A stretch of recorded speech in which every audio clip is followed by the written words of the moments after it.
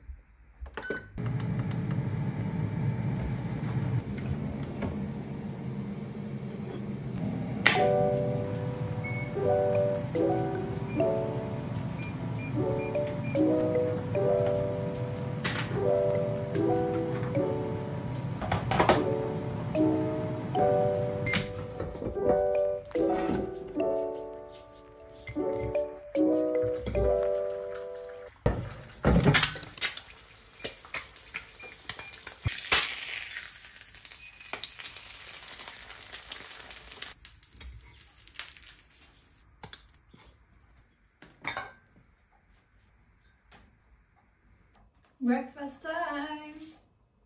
She's very lucky, isn't she? Na, kumakain na siya. It's hugas time. So while she's having breakfast, let's do the washing up.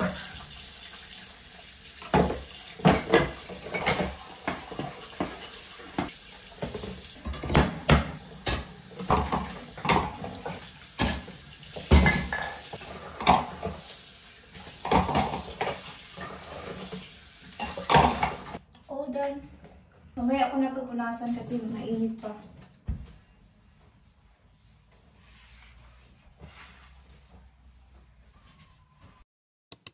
Nasabi ko kanina may work ako. Pero hindi na lang ako mag-work kasi medyo masakit yung aking puson. Kasi meron ako today and it's first day. And nasa lunchtime lang naman ako today so okay lang. So nag-message lang ako sa may-ari tapos siya na lang yung mag-work. So para productive pa rin tayo kahit wala tayong pasok, no? Tingnan ko yung ilalim nitong bed namin kasi may mga damit dito si Kira na kailangan kong i-check. Especially yung weather dito, medyo sunny na pero ngayon, tingnan nyo naman, ulan na naman. So, kailangan ko lang i-check kung meron siyang mga damit for summer para alam kung kailangan ko pa bang bumili or hindi.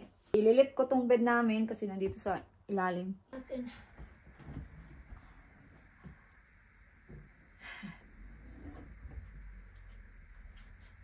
So, may mga damit pa siya dito, pero yung iba, hindi ko na ito magagamit kasi parang ito yung mga maliliit yung damit. Kala ko may mga damit pa siya dito. Pero hindi na to. Hindi na to magkasya. Ito yung mga una pa eh. Siguro ipadala ko na lang to sa Pinas or I don't know. Hindi ko alam. Pero kala ko kasi magagamit pa niya to. Pero hindi. Ito yung mga beddings to. Mga duvet cover. Ito yung mga duvet. Ano to?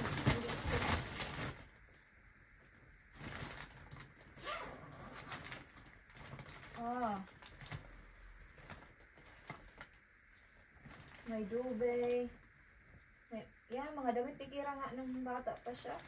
Yung ano ba, mga 2 years old. Hindi na ito magkasya sa akin kasi malaki yung balakang ko. So yan, hindi na natin yan nagagamit. So kailangan ko nga bumili ng mga damit ni Kira nga. Wala na itong mga pang summer. Anyway, it's okay.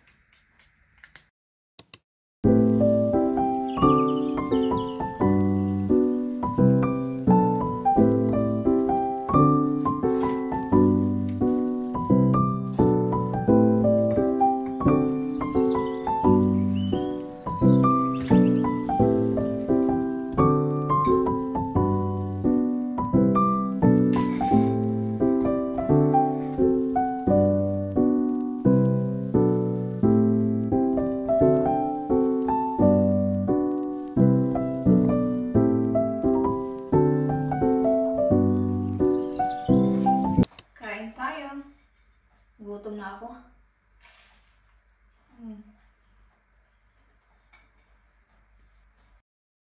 Nakalimutan ko nang ipakita sa inyo kasi nakalimutan kong mag-vlog. So magluluto ako ng sinabawang miswa. Tapos nakita ko lang itong meatball sa freezer. So sabi ko gamitin ko na lang. Tapos lagyan ko ng miswa. Kasi meron akong rice na nung isang araw. So yun na lang yung kakainin ko. Tapos parang may sabaw kasi medyo malamig din. So ito yung miswa. Dalawa lang yung ilagay ko. Or maybe 3. Ito.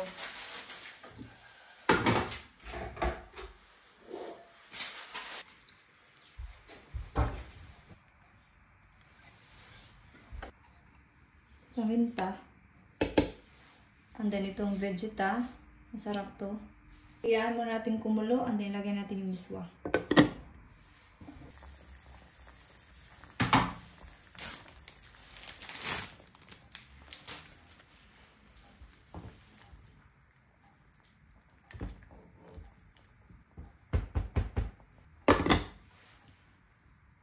So, luto na. Patayin na natin yung apoy. Perfect. Kasi maulan. Pakita ko sa inyo. Diba? Sarap. Rice ko. Nilagay ko yung rice ko dito kasi diba kahapon maaraw. Napansin ko kasi pag maaraw ba, mainit sa labas, madaling mapanis yung rice. Kaya, like, years ago, lagi akong nagsasayang ng kanin. Kasi nga, pag mainit sa labas, madali talaga siyang mapanis. So, kahapon, sabi ko, ilagay ko siya sa ref. Kasi, baka naman masayang. Ang dami ko pa namang rice. Nakita ko sa inyo, ang daming rice. Imagine. Tapos, masayang lang to. Ang mahal pa naman ng rice. Lang natin sa microwave ta. Pumasok na yung rice sa loob. Microwave muna natin to.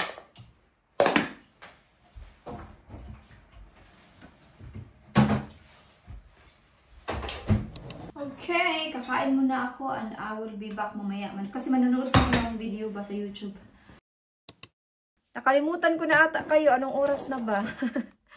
Nag-video ako ng aking mga favorite skincare. Yun yung susunod na vlog or video after nyo nito mapanood. So yeah, so nakalimutan ko na kayo, kaya pasensya na kayo. Hapon na, mag-alas 3 na ng hapon. And ako ay magbibihis na kasi nagbihis lang ako. Pero hindi nyo naman mahalata na same day yung paggawa ko ng video, no? So, susuotin na naman natin to kasi ito yung ginamit ko for today's video.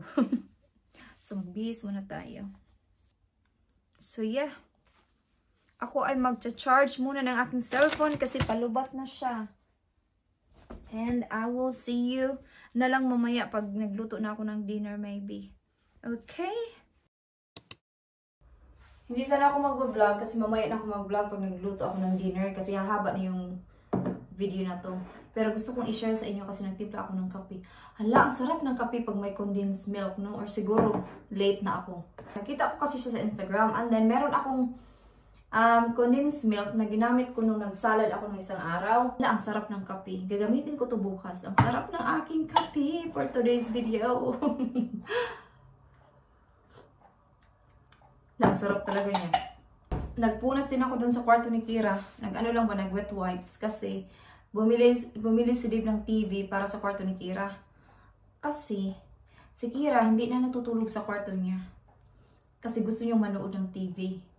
I mean, nagtatablet-tablet siya pa. So, bibilhan namin siya ng TV para doon na siya manood. Kasi, mahilig kasi siyang manood ng mga musical video. Yung mga, basta yung mga sayo-saya. Gusto niya. Kaya meron, binilan siya ni Dave ng, kaya inorderan siya ni Dave ng DVD nung isang araw sa Amazon. 2. So, ngayon, kailangan namin ng DVD at saka TV. So, binilhan siya ni Dave kanina. So, i-install namin mamaya sa kwarto niya. So yeah, ipakita ko na lang sa inyo pag nandito na si Dave. But gagawin namin yun after na ng dinner namin. So magkape muna ako guys. Sorry kung paputol-putol yung vlog na to. Kasi ayoko nga haba yung vlog. Except lang kung gusto niyo yung mahabang vlog. So yeah, i-enjoy ko muna yung aking kape with condensed milk.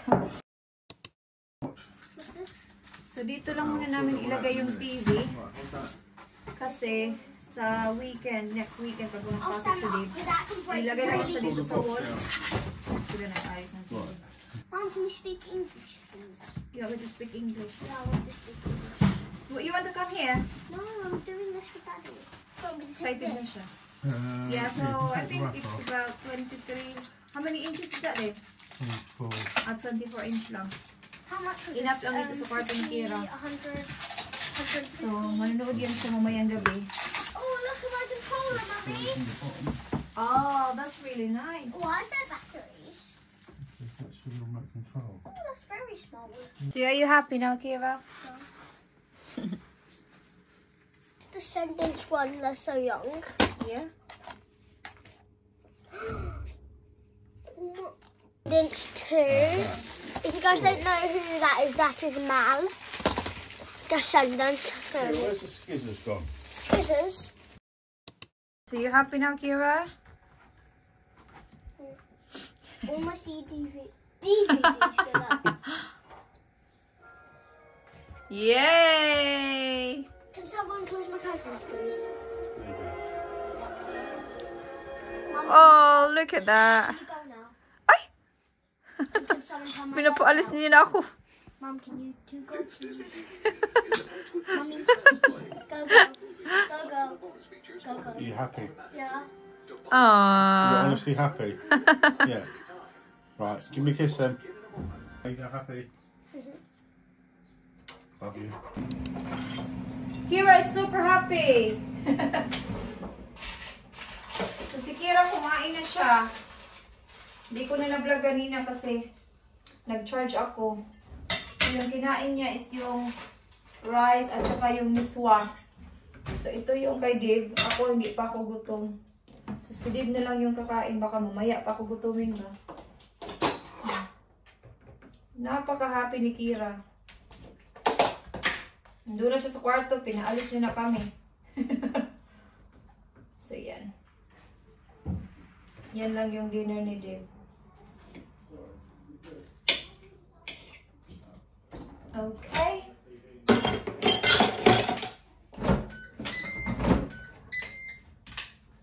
Oops. Ito na yung dinner. Chucky potato, chicken Kievs, at saka salad. Lagyan natin siya ng konting salt.